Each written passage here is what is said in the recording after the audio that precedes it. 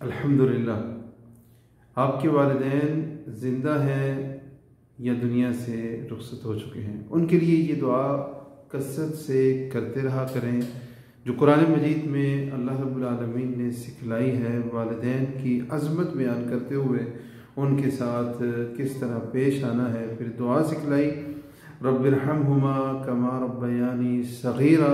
اس دعا کا ترجمہ یہ ہے، اے میرے رب تو رحمت نازل فرما ان دونوں پر، میرے ماں اور باپ پر، کما ربیانی صغیرا، جیسے انہوں نے میری بچپن میں پرورش کی۔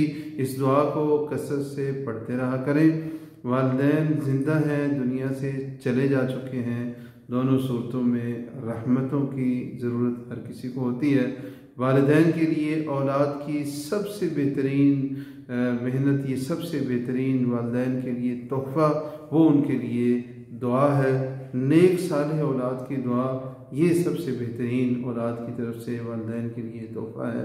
والدین کے لیے ہمیشہ دعا کرتے رہا کریں اور ان کے حقوق ادا کریں۔ اللہ رب العالمین ہمیں اس بات کی توفیق عطا فرمائے کہ ہم والدین کے حقوق ویسے ادا کریں جیسے ادا کرنے چاہیے۔ وصلی اللہ علی النبی۔